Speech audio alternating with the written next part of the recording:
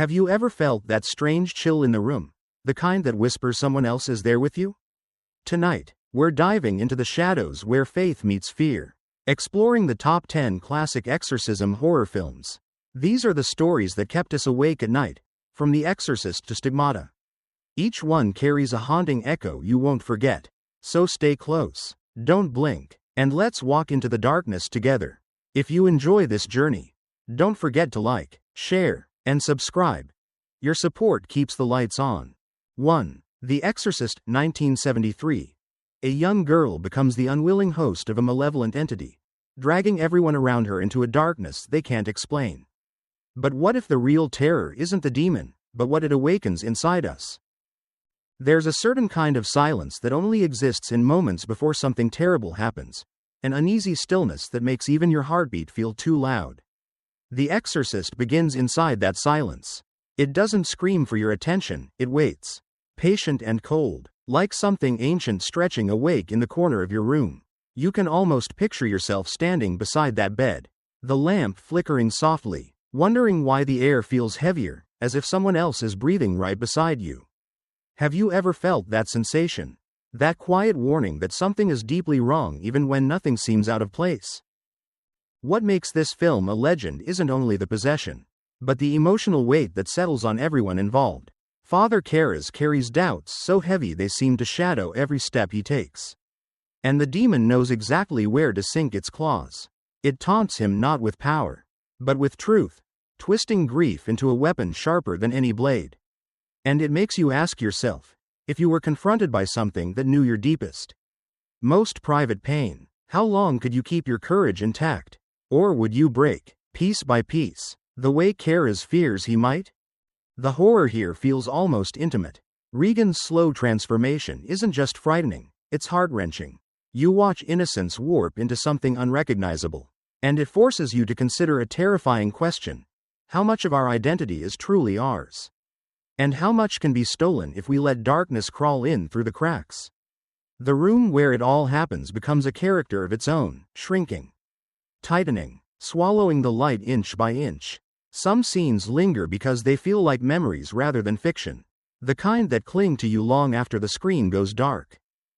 And I'm curious, when you first encountered this film, did it shake your beliefs, or simply amplify fears you already carried?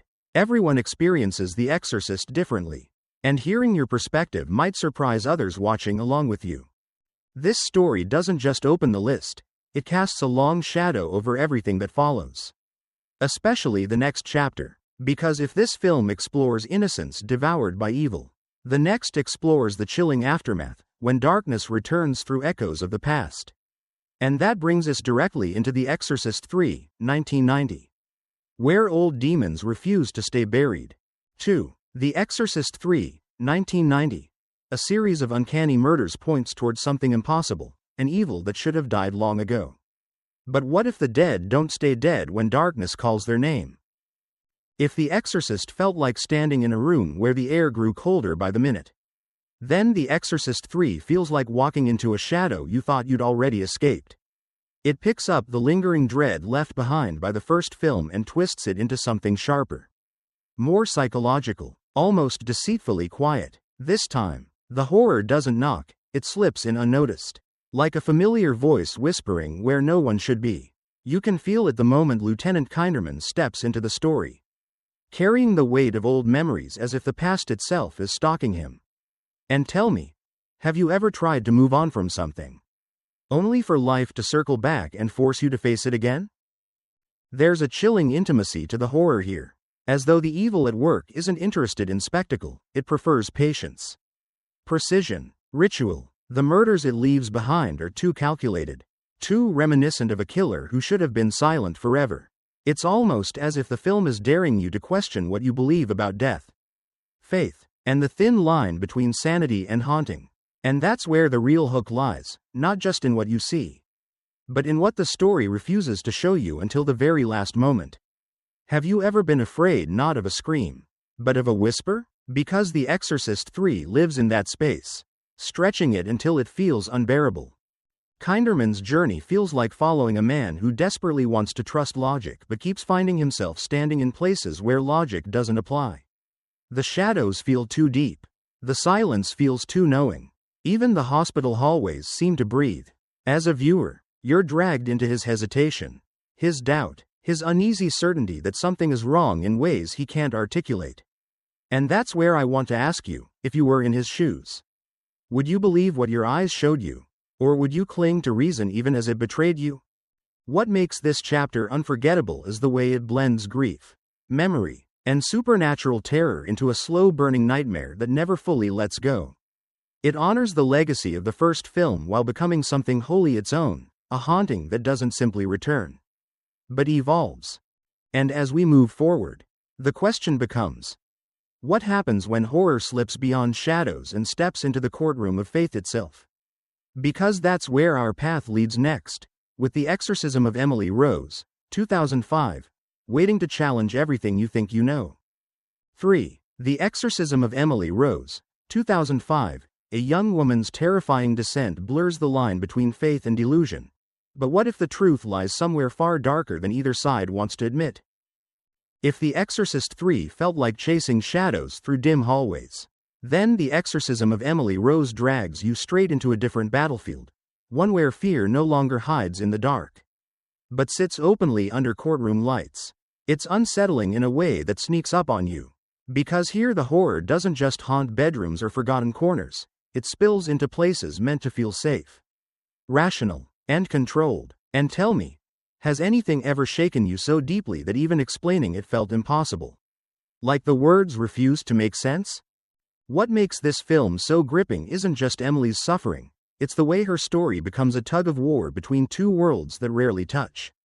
One side clings to logic, demanding evidence and explanations. The other clings to faith, insisting that some things cannot be measured, only endured. Watching these two collide is like standing between two storms, each one insisting its wind is the real one. And you, as the viewer, can feel the pull from both directions, wondering which truth you would choose if you were forced to decide. So let me ask you directly, would you believe Emily was truly possessed? Or would you search for a medical answer no matter how many pieces refused to fit? Emily's flashbacks are where the film's emotional weight hits hardest. They don't leap out like cheap scares, they seep in slowly, twisting the ordinary into something suffocating. You see her walking alone at night, the world around her warping just enough to make you question your own senses. You hear her voice crack not from pain alone, but from a desperation that feels almost too vulnerable to watch. And the most terrifying moments are the ones where she seems painfully aware of what's happening to her, yet completely powerless to stop it. Can you imagine that feeling? Being awake inside your own nightmare with no way out? At the same time, Father Moore's quiet determination adds a layer of tragic beauty to the story. He stands not as a warrior, but as someone who refuses to abandon a soul he believes he failed. His calm becomes haunting, as if he's already accepted a burden most people would run from. And it makes you wonder, who carries more fear, the person possessed, or the person who believes they must fight the darkness for them? As this chapter closes, we leave the courtroom behind but not the questions it forces into us. Because next, we step into a story where innocence isn't just threatened, it's destined.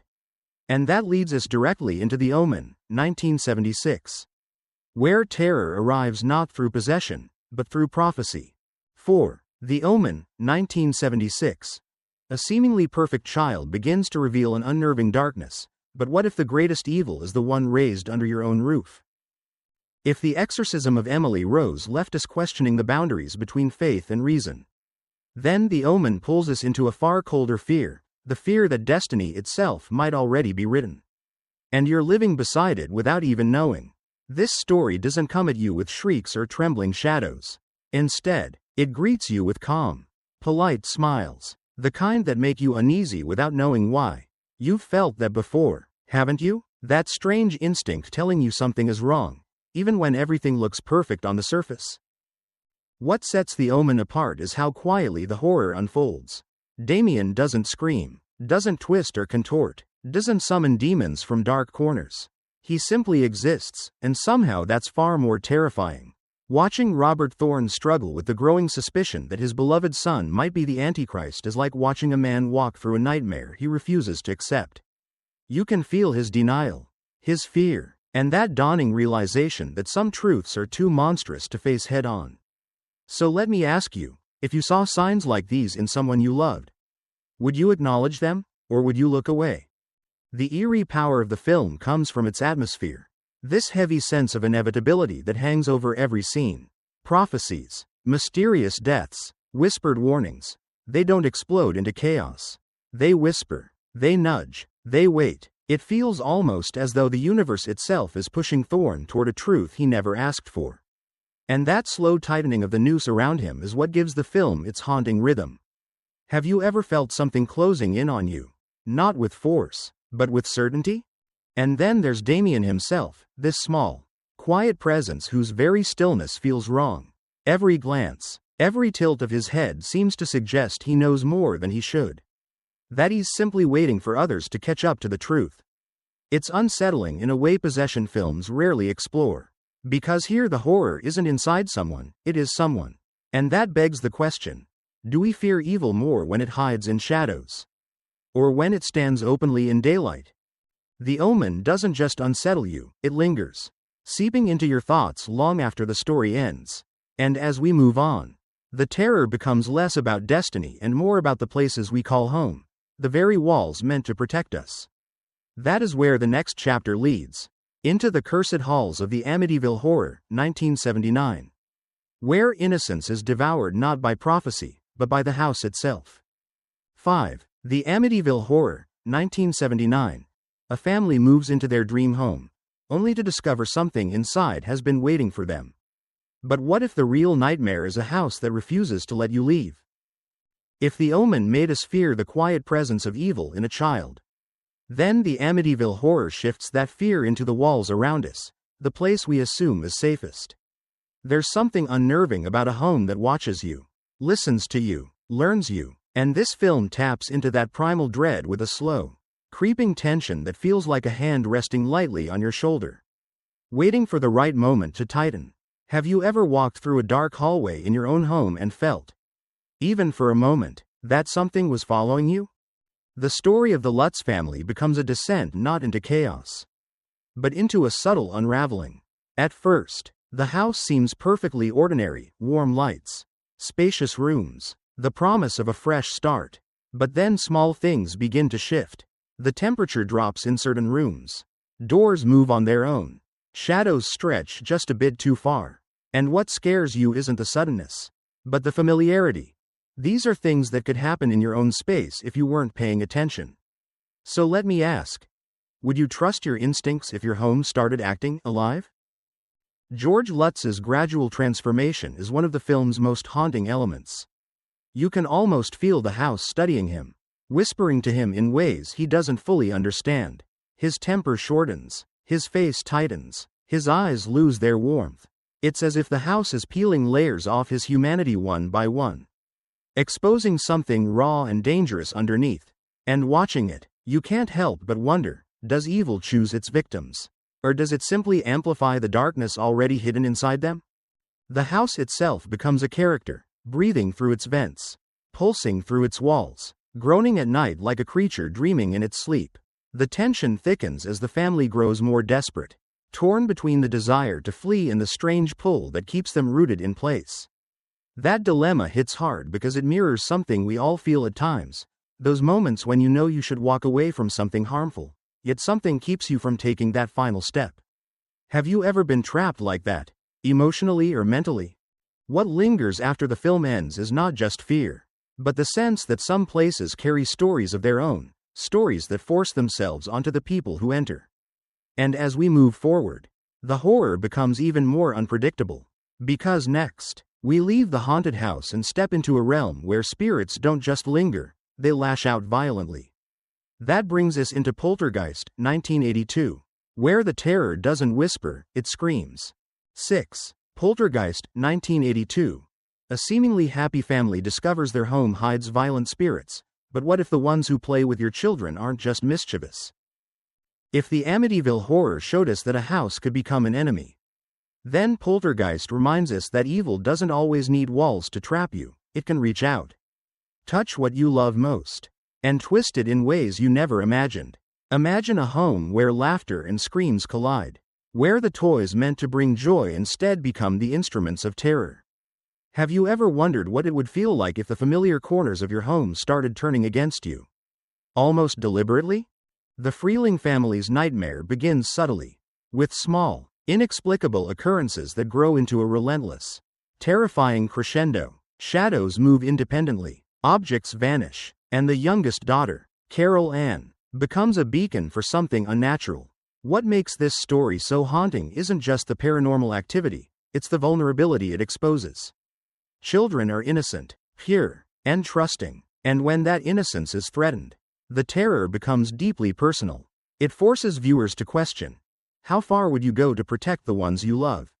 Even if it meant facing horrors beyond imagination? Watching the family navigate this relentless haunting, you can feel the tension coil tighter with every scene. The spirits in Poltergeist are unpredictable, almost capricious, playing with emotions and perceptions. It's not just about fear, it's about helplessness, confusion, and the creeping realization that the rules of reality no longer apply. And here's the thing, doesn't that strike a chord in all of us? Haven't we all faced moments where the world seemed to betray its own logic, leaving us feeling powerless? The way the film portrays fear is intimate and relatable. There's a chilling contrast between the warmth of family life and the encroaching malevolence of unseen forces. Even in moments of calm, a sense of unease lingers, making you question every sound and shadow in your own space. And that lingering tension is precisely what keeps audiences on the edge of their seats. Now I have to ask you, if something in your home started acting with intent, would you fight it, flee, or try to understand it first? Poltergeist doesn't just haunt a single family, it haunts the idea of home itself. It lingers long after the credits roll, whispering that evil can intrude anywhere, even in places where we should feel safest.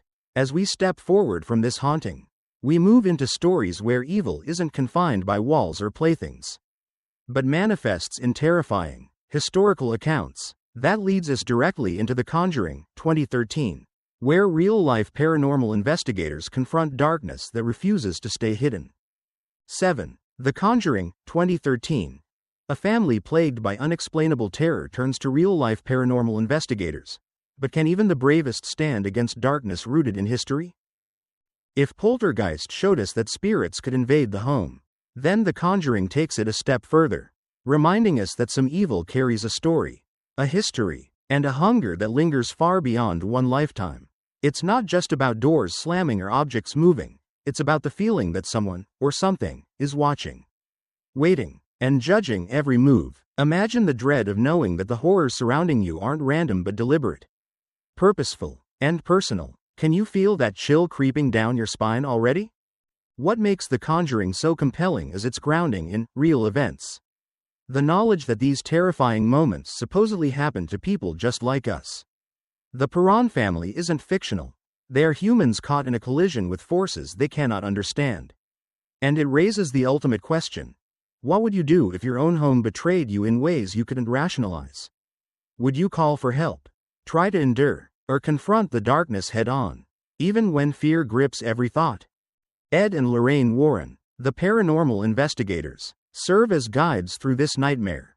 But they are not superheroes. Their courage feels tangible, fragile, and relatable. Watching them step into a house steeped in malevolence, you sense the weight of responsibility pressing on them. Yet they persist. It forces us, as viewers, to reflect. Could we maintain composure and bravery in the face of true evil? Or would the fear consume us entirely? The horror is crafted masterfully through atmosphere and timing. Shadows linger in the corners longer than they should. The air seems to thicken in moments of suspense. Even silence becomes a tool, coaxing tension into every scene. And the film never forgets the human element, the panic, the dread, the emotional toll on those caught in the grip of the supernatural. Have you ever felt helpless in the face of something beyond comprehension? That's the exact feeling this film evokes, keeping you engaged from the first frame to the last. Beyond the scares, The Conjuring asks us to confront our own beliefs about good, evil, and the unseen world around us. It lingers in your mind after the screen goes dark, asking questions that don't have easy answers. And as we leave this story behind, We move from paranormal investigators confronting ancient spirits to an intimate, personal struggle over possession itself. That leads us straight into The Possession, 2012, where the battle between innocence and malevolent forces becomes horrifyingly intimate. 8. The Possession, 2012. A young girl becomes bound to a mysterious antique box, but what if the darkness inside isn't just legend? And it's already inside her? If The Conjuring taught us that some spirits carry history and intention, then The Possession shows us that evil can latch onto innocence in ways we cannot predict or control. The story begins with a simple curiosity, a girl discovering an old wooden box at a yard sale, but that curiosity quickly becomes a gateway into something ancient, malevolent, and utterly consuming. Imagine finding an object that seems harmless, even intriguing, yet hides a force that reshapes your life completely. Have you ever touched something and instantly felt a chill that made your skin crawl? What makes this film gripping is how personal the horror becomes. Emily, the young girl, isn't just a character on screen, she becomes a symbol of vulnerability, of innocence exploited. Watching her gradual transformation, you can feel the tension tighten like a rope around your own chest. She starts small, unusual behavior, fleeting moments of anger, but soon, it escalates, demonstrating how insidious true evil can be. And it makes you wonder, what would you do if you noticed someone you love slowly changing? Almost beyond recognition? Would you confront it, hide from it, or pray it would pass? The antique Dybbuk box itself is almost alive, a vessel for something that thrives on fear and weakness. Its presence is subtle yet commanding, a quiet horror that never needs to shout to make its existence known. The filmmakers let the tension simmer, allowing you to sense danger in every shadow, every glance, every whispered word, and that's the beauty of The Possession. It reminds us that terror is often most potent when it grows slowly, insinuating itself into the spaces we think are safe. So I ask you, have you ever had a nagging feeling that something is wrong, even when everyone else insists everything is fine? What makes this story even more unsettling is the family's struggle to understand, to fight back, and to protect Emily. It's not just a battle with a supernatural entity, it's a test of trust, love, and resilience. And watching their fear and determination intertwine, you realize that horror is not just about what stalks us, but about how we respond when confronted with forces beyond comprehension. Would you have the courage to face such evil head on? Or would fear paralyze you? As we step away from the Dybbuk box and its haunting influence, the journey takes us into even darker territories where the line between human and supernatural evil blurs. That brings us to Deliver Us from Evil, 2014, where faith, morality, and courage are tested against a relentless, real-world darkness that refuses to yield. 9. Deliver Us from Evil, 2014. A seasoned cop faces a series of horrifying crimes, only to discover a darkness that defies explanation. But what if evil wears a human face? If The Possession explored evil clinging to innocence, then Deliver Us from Evil drags us into a world where evil walks among us disguised as ordinary life, yet strikes with a merciless, intimate fury. Here, the terror isn't confined to rooms, objects, or children. It inhabits people, events, and shadows you might otherwise trust. Imagine chasing down criminals, thinking you know the rules, only to realize that the rules don't apply to what you're facing. Can you picture the fear of understanding that not all threats can be contained, and some can't even be explained? What makes this story gripping is the collision of faith and reality. Officer Ralph Sarchi is no stranger to crime or danger, yet the horrors he encounters challenge his very perception of the world. Each investigation becomes more than a case, it's a journey into unseen realms where evil manipulates, deceives, and taunts. You watch him struggle, not just with demons, but with the weight of responsibility, the fragility of belief, and the question, how do you fight something that cannot be fully understood? And I have to ask you, if confronted with evil that operates beyond comprehension, would you fight it, flee, or question your own sanity? The film's power lies in its blending of gritty realism and supernatural terror. Street crimes, domestic abuse, and personal loss intertwine with possession and demonic influence, creating a horror that feels terrifyingly possible.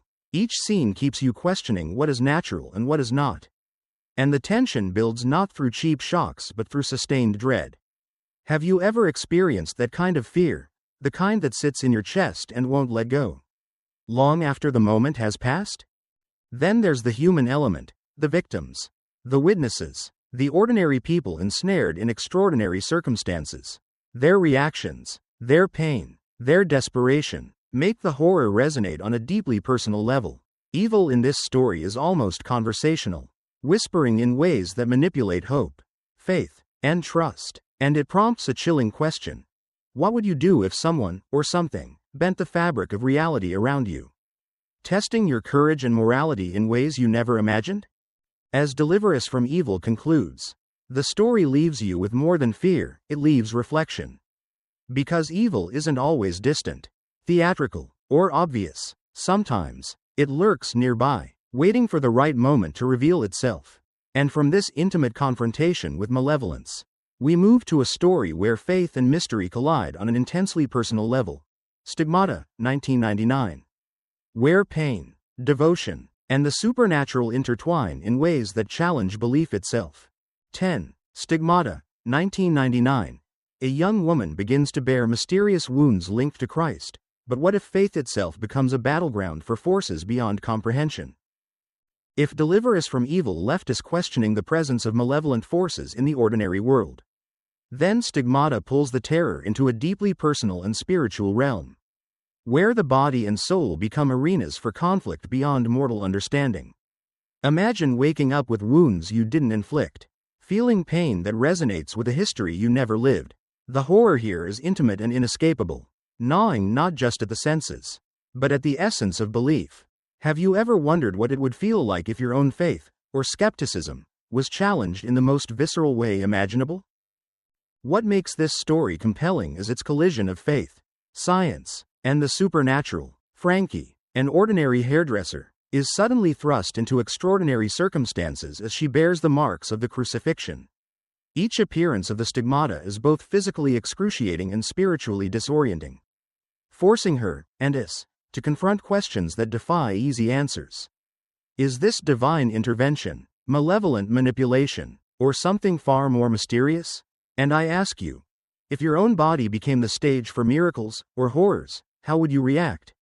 Would you embrace it, resist it, or desperately seek rational explanations?